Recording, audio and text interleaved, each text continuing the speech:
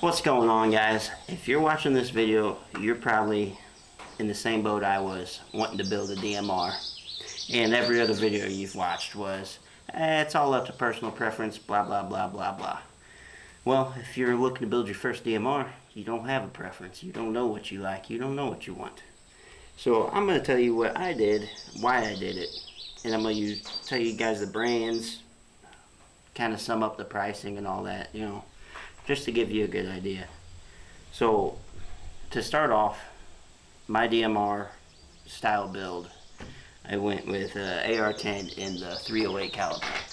Alright, now the reason I went 308 is honestly just because I really like the caliber. A lot of guys would go 6.5 Creedmoor, freaking 5.56, whatever. I live in a more rural area, so you know, around me is a lot of brush, longer shots. I mean, honestly, if you're looking to shoot freaking 500 yards or so, you're not going to want a 5.56. You're going to want something a little bit bigger. And I'm just not a big fan of 6.5 Creedmoor, or I don't know, I've just seen personal preference that it doesn't have as much oomph to it, you know. I've seen a lot of guys shoot deer with it and just nothing, man. At least with 308, I'm confident in the 308 round that it is gonna knock down whatever I want, you know, to a reasonable extent. Now, I'd say for you picking your caliber, I'd look at where you live, what you want this rifle to do, how far you're wanting to shoot, you know, stuff like that. It all plays into effect. But for me, in a rural area with longer shots, thicker vegetation, you know, through the woods, I wanted a bigger bullet with more knockdown power than a 5.56, and a 308 is the most readily available round that I could think of, with so many different options, you know. I mean, you really can't go wrong with a 308. It's, to me personally, it's the best all-around caliber for just about anything. Alright guys, let's get into attachments. So for me personally, my DMR, I'm looking for more of a long range, kind of mid to long range setup. Alright, so I went with a Harris bipod. This is the 6 to 9 inch bipod, and it also lets the gun swivel like this. Now it doesn't do like a 360 or whatever, but it swivels, you know, left and right. And I kind of wish I wanted or ordered a longer, taller one, because with my 20 round mag, it sits on the mag. Now, it's not a huge problem when you're behind the gun, but you know, if you're just trying to set the gun down or whatever, it'll just fall over if you don't have it set right.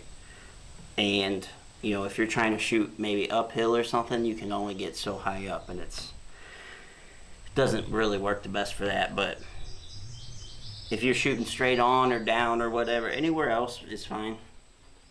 And then coming in after that, I have a Fab Defense, like a short vertical grip. It's a stubby grip. Very nice. I really like these grips, guys. I was running, so on my AK I was running a angle foregrip, and I also moved that gun to a stubby just because it fits my hand better. I have bigger hands, and I just really like how it fits my hand, and it's way more steady for me than an angle grip. So price wise, I believe my bipod, this Harris bipod, was 140 bucks. This grip is probably like 20 bucks. Not crazy expensive. And then moving on, I have a CMC trigger, just a drop-in trigger. It is a flat trigger. I prefer a flat trigger. It is a 2.5 to 3.5 pound pull, I believe. And that was also probably 150 bucks, maybe 200, I can't remember. All right, can confirm. Trigger was 150 bucks. Okay, guys. Next, for the optic, I went with a Night Force 2.5 by 20. This is probably the nicest scope I've ever used.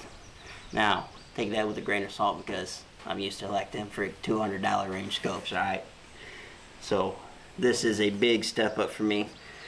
So this is the F1 NX8 Night Force 2.5 by 20. It comes in around $2,200, so it is pricey, but whether you're shooting at freaking 20 feet all the way out to 1,000 yards, whatever you want, this scope's gonna do it. I mean, you could barrel stuff somebody with this scope and it'd be alright. With that 2.5, it is nice. Look, there's a tick crawling on my gun. Get out of here. Yeah, I highly recommend this scope on any DMR style build or any, you know, AR build that you're gonna want to be doing short to long range shooting. This scope is the bee's knees. I mean, it is top dog. We have a worn scope mount. That's about 150 bucks. And then internal wise, I have a Ballistic Advantage barrel. This barrel is fluted and it was one of their higher end barrels. I believe that barrel was out like 700 bucks for me.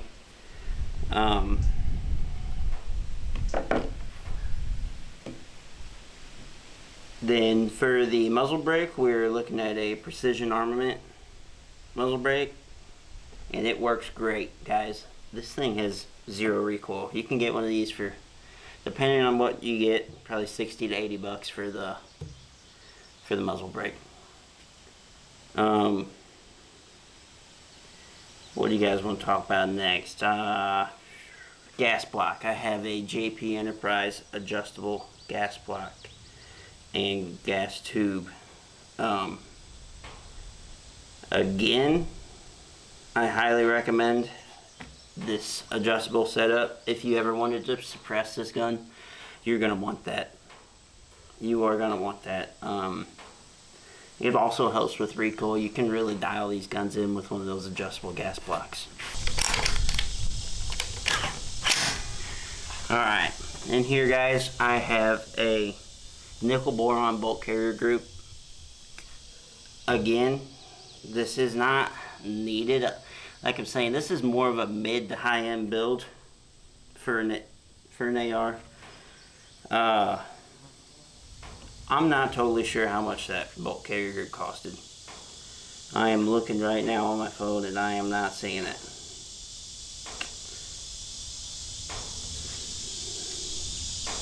Yeah, I don't see it on you guys. So I don't know how much that costed, but I'm gonna guess between 150 to 200 bucks for that. And next, guys, we are going to the stock. All right, this is a Fab Defense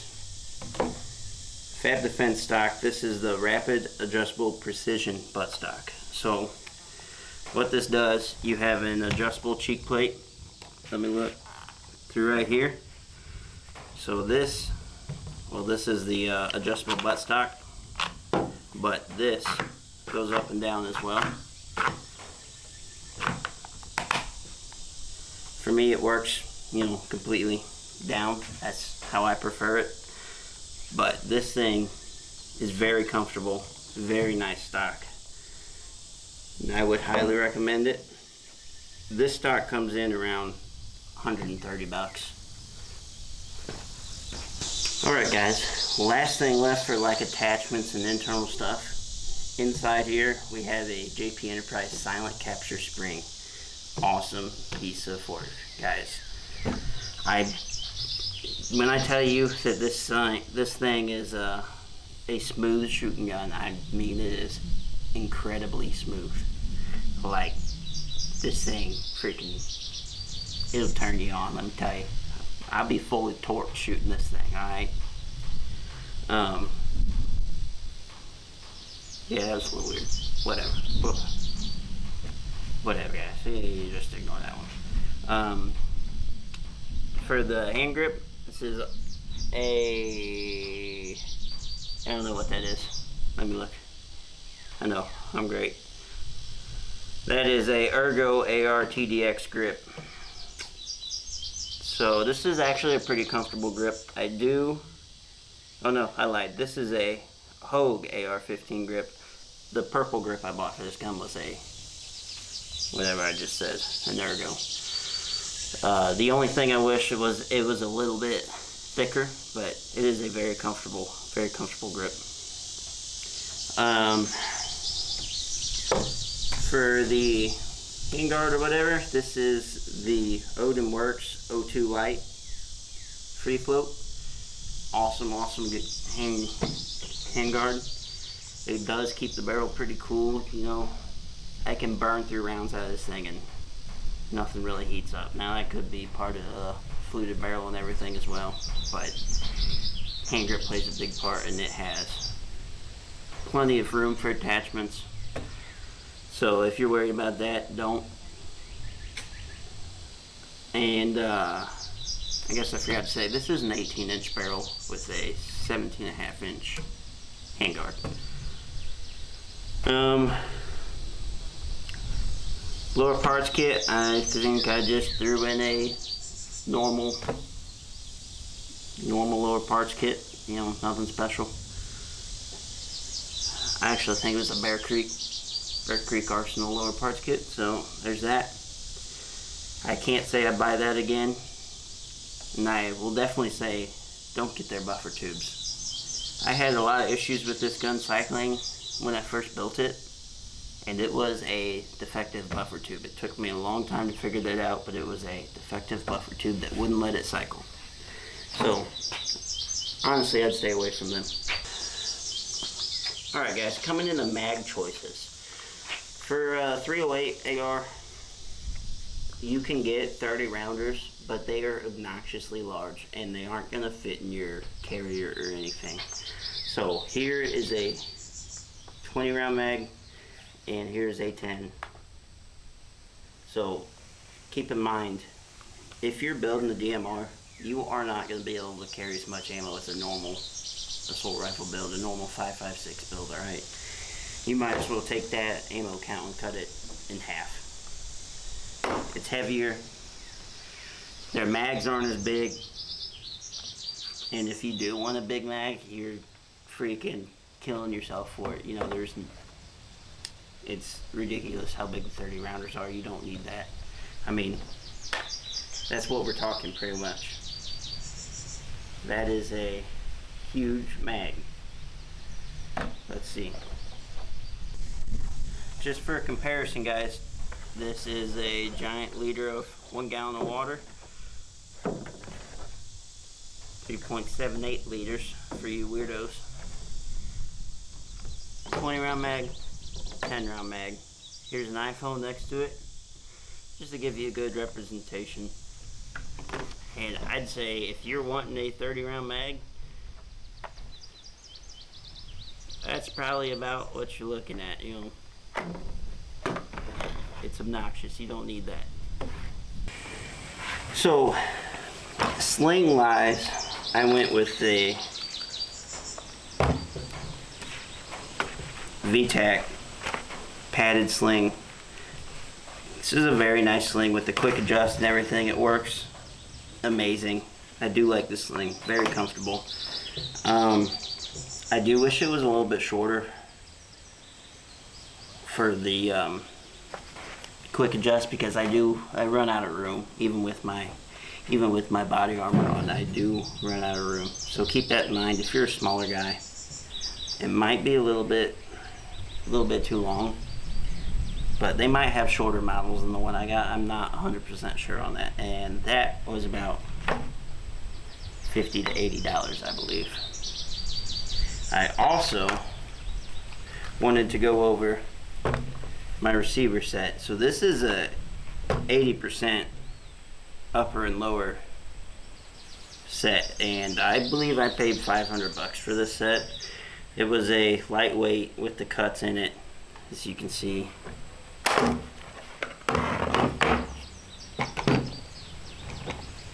It has a lot of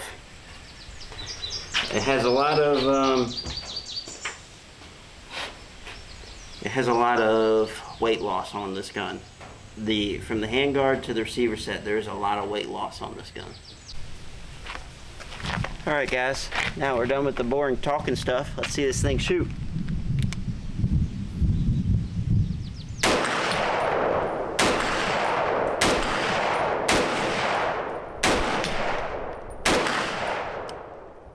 This thing does wonders.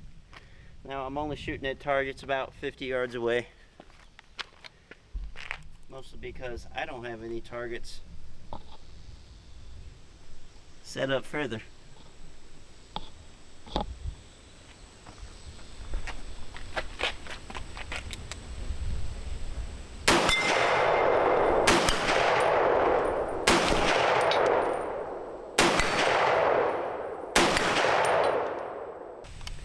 If you're wanting to build a DMR, just start building. Like I said, I highly recommend 308 caliber. Take my earplugs out so I can talk normal. I highly recommend 308 caliber. To me, it's the best all-around caliber, and I don't think you can go wrong with it, anybody. Alright. I will say, building an AR10, it is not like an AR15. You do have to pay attention to the parts you're ordering. You can't just get any old mil-spec thing, because AR10s do not have mil-spec. So please pay attention to the parts you're ordering. Make sure they're gonna work with everything you're putting together in your gun. Like I said, JP Enterprises makes a ton of great products, and they all work pretty well together. I would watch out. So there is a few brands out there that make their own AR10 stuff, and that stuff is like specific to their guns. I think Aero Precision is one of them. That their Aero Precision AR10 stuff is for their Aero Precision uppers and lowers. It works with their stuff and their stuff only, pretty much. And it's freaking hot out here. This side of my mustache needs Viagra or something. I can't keep it up for nothing, man. It sucks. So, all in all, guys, I know I'm kind of going to repeat myself here. Depending on where you live is going to change kind of how you want to build your rifle. I am in the country out here. I got long hay fields. I got, thick brush to shoot through. I want something a little bit bigger, a little bit harder hitting than just your normal 5.56. I'd say 308 is a very common round for a good DMR like this. You really can't go wrong with it, and I don't think you will ever regret building one. You can find the ammo anywhere. Everybody has it. There's plenty of ammo options for it. Different grains, different brands, everywhere. Not to say that there isn't for 6.5 or whatever else you want to build, but 308's been around a long time. You really can't go wrong with it. If I was going to build a different gun, I think the only thing I'd change is probably the caliber, and I'd build it for like an urban environment. So I'd keep everything the same, but I think for an urban environment, I'd want something. Yeah, I'd scratch that. No, I wouldn't. 308's top dog. If you ain't shooting a 308, you're a loser. So, you take that and suck on it. 308's the way to go, if you ask me. If you guys are curious about anything else on here, Any other build ideas, let me know. We can hit them up, try it. I can see if I can turn one of my guns into it for you, see how it works. Do some test runs. But there you have it. If you are wanting to build a DMR, this is how I built mine, and it works phenomenally. Highly recommend it. I mean, this gun has zero recoil. You can shoot a long ways. It's very accurate. You really can't go wrong with the 308. So there's my take on it.